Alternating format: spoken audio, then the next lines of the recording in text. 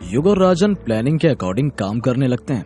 हर रोज वो लोग इतना हल्ला गुल्ला करते हैं कि पूरे कैंपस को अब शोर शराबे की आदत हो जाती है। फिर जब दोनों को लगता है कि अब पूरा कैंपस उनके जाल में फंस गया है, खासकर कि गार्ड्स, फिर वो लोग एक दिन चुनते हैं और उस रात जब पूरा कैंपस हो हल्ला करने में व्यस्त था तो राजन और युग दोनों ही आर्कियोलॉजी डिपार्टमेंट में घुस जाते हैं। इस बार दोनों पहले से ज्यादा रिलैक्स्ड थे क्योंकि दोनों को किसी गार्ड का डर नहीं था। अब की बार युग ने कुछ और चाबियां बनवा ली थी। उसको जिस जिस कमरे पर शक था उसने उन सारे कमरों की चाबियां बनवा ली थी। युग और राजन ने बड़े आराम से डिपार्टमेंट का ताला खोल लिया और फिर दोनों ही अंदर घुसकर पुरानी वस्तुओं को खोजने लगे। युग ने राजन को कई सारी चाबियां दी। राजन दरवाजा खोलता जाता। धीरे धीरे युग और राजन ने उन सारे कमरों को देख लिया जहां उनको शक था, लेकिन दोनों की बदकिस्मती की उन्हें कुछ भी हाथ नहीं लगा। युग को भी अब गुस्सा आ रहा था कि क्या किया जाए। राजन ऑलरेडी थकने लगा था। युग एक निराशा के साथ राजन से बोला, राजन भाई, हम लोग यहाँ 2.5 घंटे से सर्च अभियान चला रहे हैं लेकिन हमें कुछ मिल ही नहीं रहा है। राजन भी निराश होने लगा था। उसने युग से कहा, युग, मुझे तो लगता है कि इन लोगों ने वो सामान डिपार्टमेंट में रखा ही नहीं है। हमारा डीन यशपाल बहुत ही चालाक और शातिर आदमी है। युग को भी राजन की बातें सच और सही लग रही थी। उसने राजन से कहा, फिर यार कैसे खोजें, कहाँ खोजें, आखिर हमारा मिशन पूरा कैसे होगा। राजन को भी युग के सवाल जायज लग रहे थे, लेकिन उसके मन में एक दूसरा सवाल आ गया। उसने युग से पूछा, लेकिन युग, हमें इस मिशन में मिलेगा क्या? हम जो इतनी रात में इतना रिस्क उठा रहे हैं, यहाँ पर खाक छान रहे, हमें क्या फायदा होने वाला है इससे? युग को भी राजन की बातें लग गई। वो भी सोच में पड़ गया। लेकिन अगले ही पल युग की आंखों के सामने दादाजी का चेहरा घूमने लगा। जैसे ही युग के सामने दादाजी का चेहरा आया, फिर युग एकदम से सब कुछ भूल गया। उसने राजन से कहा, राजन, मुझे तो बस दादाजी के लिए करना है, बाकी का मैंने सोचा ही नहीं। राजन को यह अच्छा नहीं लगा कि युग ऐसी बेवकूफी वाली बातें करे। उसने युग से कहा, यार युग, तू चालाक लगता है लेकिन बेवकूफों जैसी बातें क्यों कर रहा है? युग भी राजन की बातों से चिढ़ गया। वो मुंह बनाकर बोला, राजन, तू भी कुछ भी बोलता है, मैंने ऐसा क्या कर दिया? राजन युग को समझाते हुए बोला, तुम्हें जब यही नहीं पता कि तुम जो कर रहे हो वो क्यों कर रहे हो, तो फिर तुम उसे कर ही क्यों रहे हो? इस पर युग मुंह बनाकर बोला, मुझे बस इतना पता है कि दादाजी ने जब कहा है तो करना है। राजन को गुस्सा आ गया था। उसने चिढ़कर कहा, हद है यार, दादाजी के लिए तुम पागलपन कर सकते हो और कोई नहीं, तुम भी क्यों करोगे यार? युग को राजन का यह व्यवहार ठीक नहीं लग रहा था। उसने राजन पर चिल्लाते हुए कहा, यार तुम्हें नहीं करना है तो मत करो, लेकिन कोई और कर रहा है तो उसे गलत मत कहो। ऐसे ही करते करते दोनों में बात बढ़ गई। दोनों का झगड़ा अब तू मैं पर आ गया। अब तो ऐसा लगने लगा कि उन दोनों में जोर का झगड़ा होगा और फिर गार्ड्स उनका शोर सुनकर वहां आ जाएंगे। युग समझ गया कि बात बिगड़ भी सकती है। फिर युग ने राजन से कहा, ठीक है, तुम जाओ यहाँ से, मैं सब देख लूंगा। राजन खुद तो उस काम में इन्वॉल्व होना ही नहीं चाहता था। वो अब ये भी नहीं चाहता था कि युग भी उस काम में शामिल हो। राजन ने युग से कहा, युग, मैं तुम्हें समझाने की कोशिश कर रहा हूँ, मेरी बात मान लो वरना दिक्कत होगी तुम्हें। युग ने राजन से कह दिया कि तुम जाओ, मैं सब देख लूंगा। राजन ने फिर कोई बहस नहीं की। वो बाहर चला गया। दूसरी तरफ युग भीतर की वस्तुओं और भीतर के तालों को ठीक करके बाहर आ गया। बाहर राजन उसका इंतजार कर रहा था। युग के बाहर आते ही उसने फिर से उसे समझाने की कोशिश की, लेकिन युग दादाजी के खिलाफ कुछ सुनना ही नहीं चाहता था।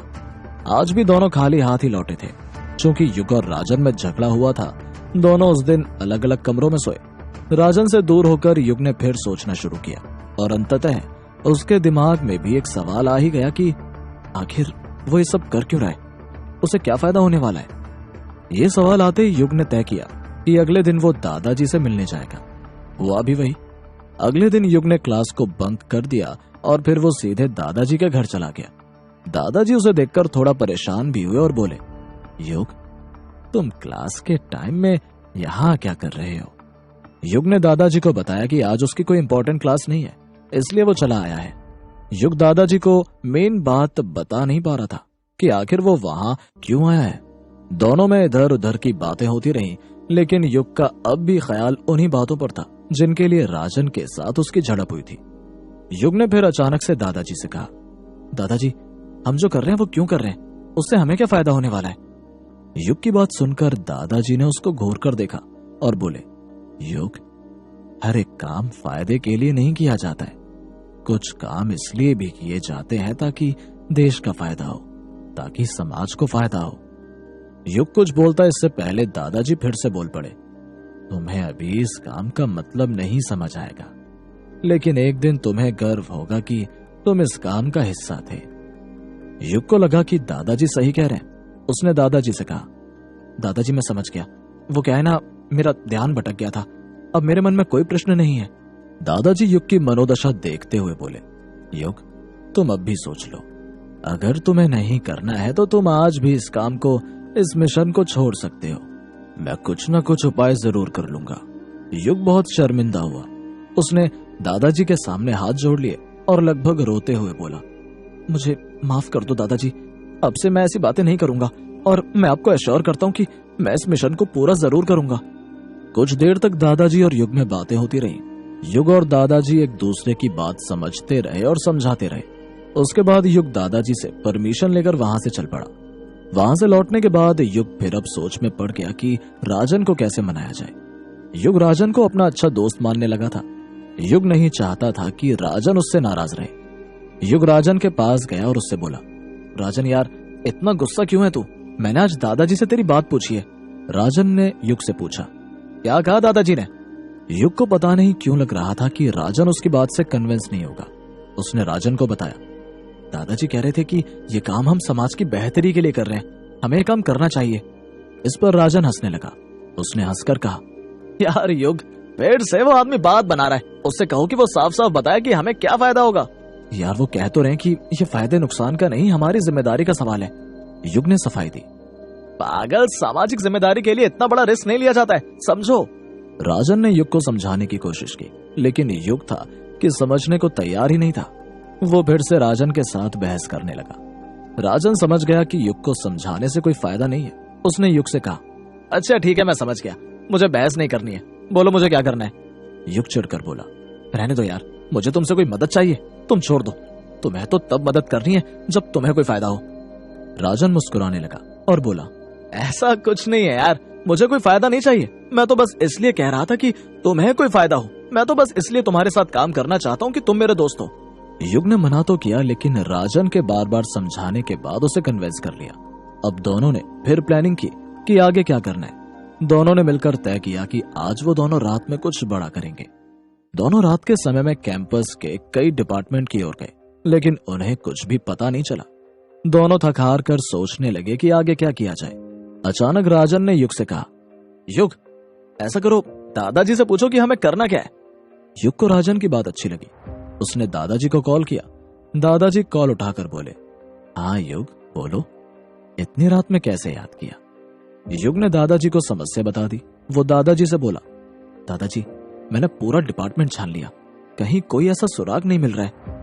दादाजी युग की बात सुनकर कुछ देर चुप रहे, फिर युग से बोले, युग मुझे नहीं लगता है कि डिपार्टमेंट में ऐसा कुछ रखा होगा। युग कंफ्यूज हो गया। उसने दादाजी से कहा, दादाजी फिर आपको क्या लगता है, हमें कहाँ खोजना चाहिए? दादाजी कुछ देर सोचकर बोले, युग मुझे लगता है तुम्हें ऐसी जगह पर खोजना चाहिए जिसे देखकर कोई अंदाजा न लगा सके कि वहां पर ऐसा कोई सामान भी रखा होगा। युग और भी ज्यादा कंफ्यूज हो गया। उसने दादाजी से कहा, आप ऐसी कोई जगह बताओ जहां पर हमें खोजना चाहिए।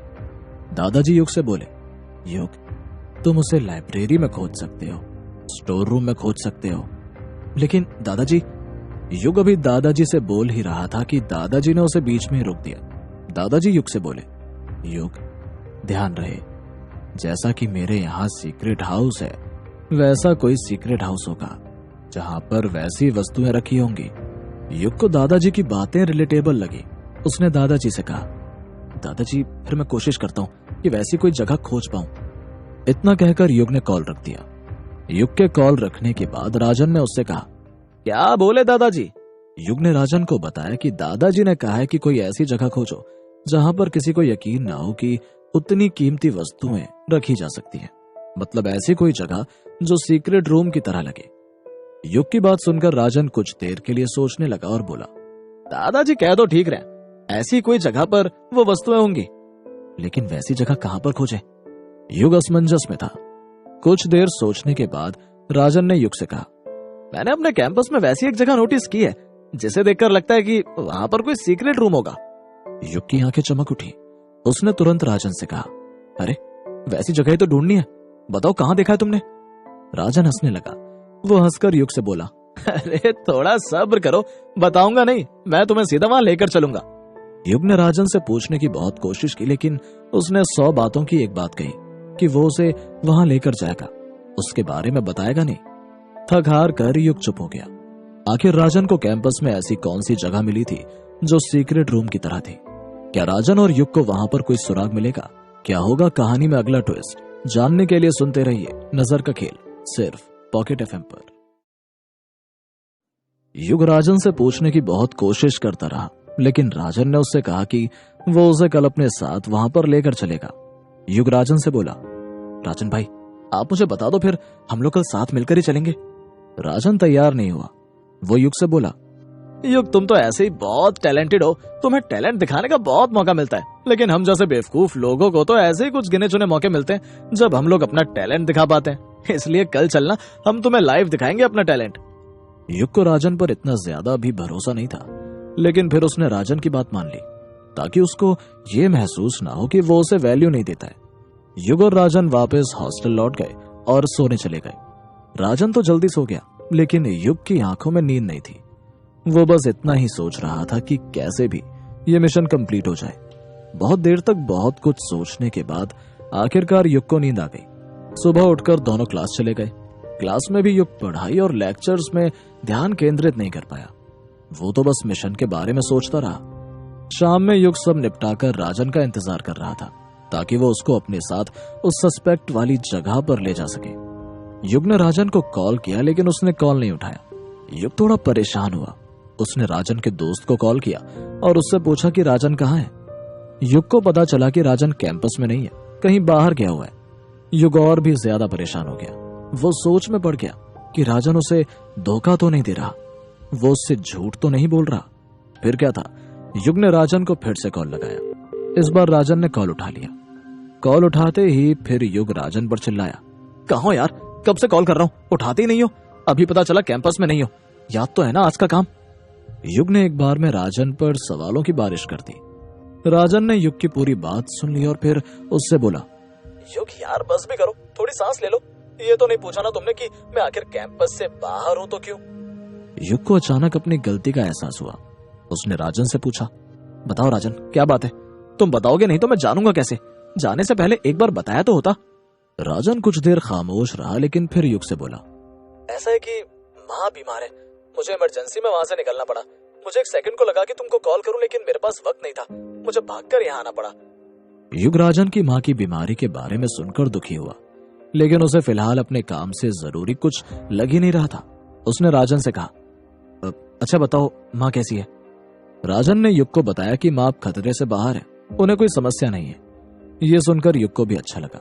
अब वो जानना चाहता था कि आज राजन वापस कैंपस में आएगा या फिर नहीं। उसने राजन से पूछा, तो राजन आज तो तुम कैंपस में नहीं ही आओगे? राजन ने युग को तुरंत जवाब दिया, नहीं आज तो नहीं आ पाऊंगा। अब युग की समस्या जैसे बढ़ने लगी। उसने राजन से कहा, फिर हमारा काम कैसे होगा? राजन ने युग से कहा, अरे यार उसकी चिंता न कर यार, मैं कल आते ही तुझे उस जगह पर ले चलूंगा। लेकिन युग के पास इतना वक्त नहीं था कि वो वहां जाने के लिए कल का इंतजार करे। उसने राजन से कह दिया, राजन ऐसा हमारे पास इतना वक्त नहीं है कि हम कल का इंतजार करें। ऐसा करो तुम मुझे उस जगह का नाम बता दो, कल तक जब तुम आओगे मैं यहाँ पूरा काम करके रखूंगा। राजन को सब बताने में कोई दिक्कत नहीं थी। उसके मन में बस एक ही लालच था, और वो था कि उसे अपना टैलेंट दिखाने का मौका नहीं मिलेगा। उसने युग से कहा भी, युग तो क्या मुझे टैलेंट दिखाने का मौका नहीं मिलेगा? युग कुछ देर सोचने के बाद बोला, अरे राजन तुम्हें टैलेंट मुझे ही दिखाना है ना, अब चाहे तुम उस टैलेंट को फोन पर दिखाओ या लाइव दिखाओ। राजन भी युग से सहमत था, लेकिन उसके पास अपना पॉइंट ऑफ व्यू था। उसने युग से कहा, यार लाइव दिखाने का मजा ही कुछ और होता है। युग को अब राजन पर गुस्सा आ रहा था। उसने राजन से कहा, यार तुम बताओगे या नहीं? मेरे पास इतना वक्त नहीं है, अगर तुम नहीं बताओगे तो मैं जा रहा हूँ खुद वैसी जगह की तलाश में। राजन ये नहीं चाहता था कि उसका दोस्त बिना मतलब परेशान हो। उसने युग से कहा, अब ज्यादा हीरो मत बनो यार, मैं बताता हूँ कि कहाँ जाना है और कैसे जाना है। युग के मन को थोड़ी शांति मिली कि चलो राजन फाइनली उसकी मदद कर रहा है। फिर राजन ने युग को बताया, युग तुम ऐसा करो, तुम कैंपस के जिम में चले जाओ, वहाँ बड़े से बॉडी बिल्डर की एक तस्वीर लगी होगी। उस तस्वीर के पीछे से ऐसी आवाजें आती है जैसे कि उस तस्वीर के पीछे कोई बड़ा सा कमरा हो। तुम जाओ और जाकर वहाँ देख लो। युग खुश तो हुआ लेकिन साथ में दुखी भी हुआ, क्योंकि युग जिम नहीं चाहता था और अभी रात हो गई थी। जिम की चाबियों के लिए उसे बहुत मेहनत करनी पड़ती। युग ने राजन से कहा भी, राजन ये बताओ, मैं तो जिम जाता नहीं हूँ और अभी रात हो गई है, जिम की चाबियां कहाँ से लाऊं? अगर तुमने दिन में बता दिया होता तो फिर मैं अब तक चाबियों के जुगाड़ में लग गया होता और कर भी लेता। युग की समस्या सुनकर राजन को बहुत गुस्सा आया।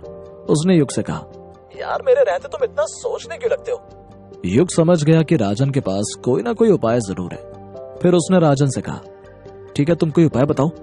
राजन ने तुरंत कहा, तुम बिल्लू के पास चले जाओ, उससे चाबी मांग लेना, वो तुम्हें दे देगा। युग बिल्लू को जानता था। बिल्लू राजन के ग्रुप का एक लड़का था जो कि बॉडी बिल्डर था। वो हर रोज जिम जाया करता था, लेकिन युग को बिल्लू से चाबी मांगने में समस्या थी। उसने राजन को बताया, राजन अगर मैं बिल्लू से चाबी अभी मांगता हूँ तो उन्हें मुझ पर शक भी तो होगा। राजन को भी युग की बात सही लगी। उसने युग से कहा, युग ये बात तो है कि अगर तुम वहाँ पर अकेले चाबी मांगने गए तो फिर सबको तुम पर शक हो जाएगा। युग अभी सोच ही रहा था कि फिर राजन ने युग से कहा, युग अगर तुम थोड़ी सी होशियारी करो तो सब ठीक हो जाएगा। युग ने राजन से कहा, हाँ बताओ मुझे क्या करना होगा। राजन युग से बोला, देखो बिल्लू है तो बेवकूफ आदमी, वो कुछ ज्यादा नहीं सोचता है ना समझता है। उसके रूम में चाबी सामने टंगी होती है। अगर तुम वो चाबी बिना उससे कुछ भी कहे वहाँ से लेने में सफल हो जाते हो तो फिर कोई दिक्कत नहीं होगी।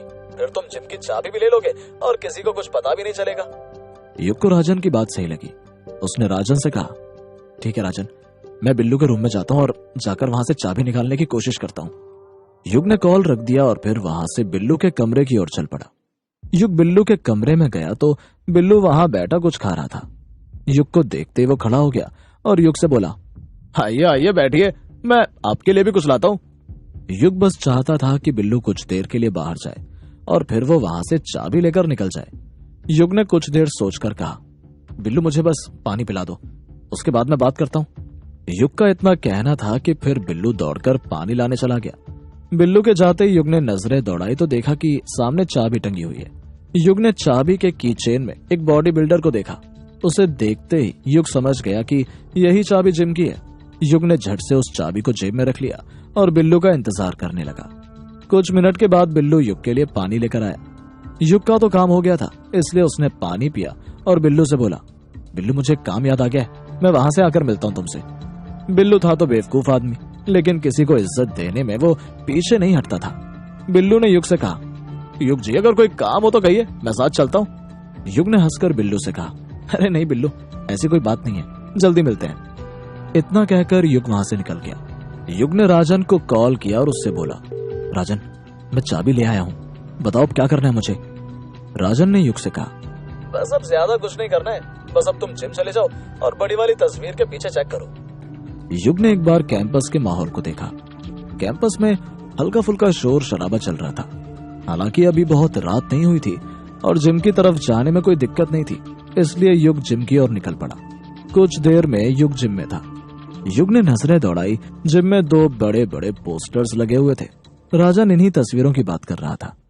युग उन तस्वीर के करीब गया और बारी बारी से दोनों तस्वीरों पर नॉक करने लगा। युग ने पाया कि दोनों ही तस्वीरों के पीछे से एक जैसी आवाजें आ रही हैं। फिर क्या था, युग ने बारी बारी से दोनों तस्वीरों को दाएं से बाएं किया। तस्वीरें बहुत भारी थी, लेकिन पूरी एनर्जी लगाकर उसने तस्वीरों को हिलाया।